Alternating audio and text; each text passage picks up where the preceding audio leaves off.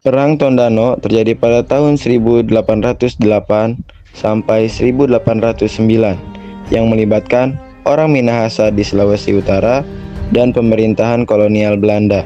Perang Tondano berlangsung selama 2 periode. Tondano 1. Penyebab Perang Tondano 1 adalah ambisi VOC untuk memonopoli beras di Minahasa yang secara berani ditentang oleh rakyatnya. Perang Tondano I berlangsung antara 1661 hingga 1664. Untuk melembahkan rakyat Minahasa, VOC membendung sungai Temberan.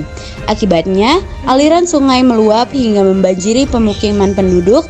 Meski begitu, rakyat Minahasa mengatasinya dengan mendirikan rumah apung di sekitar Danau Tondano. Mengetahui hal itu, VOC kemudian mengepung orang-orang Minahasa di Danau Tondano dan memberikan ultimatum. Akan tetapi, ultimatum itu tidak dihiraukan oleh masyarakat Minahasa, sehingga VOC memilih untuk mundur ke Manado.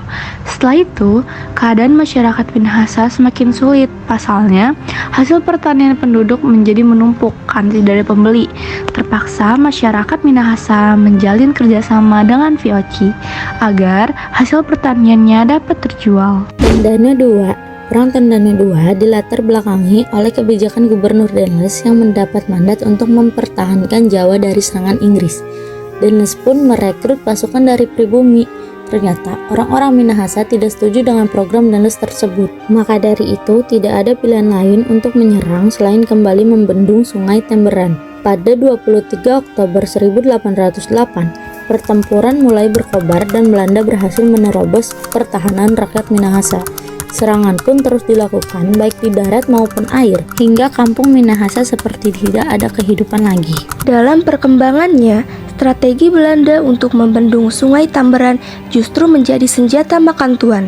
Pasalnya, air sungai yang meluap mempersulit gerak pasukan Belanda. Perang Tondano II berlangsung cukup sengit hingga Agustus 1809.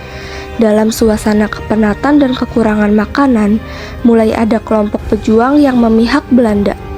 Akhirnya pada tanggal 4-5 Agustus, benteng pertahanan Moraya milik para pejuang hancur bersama rakyat yang berusaha mempertahankannya.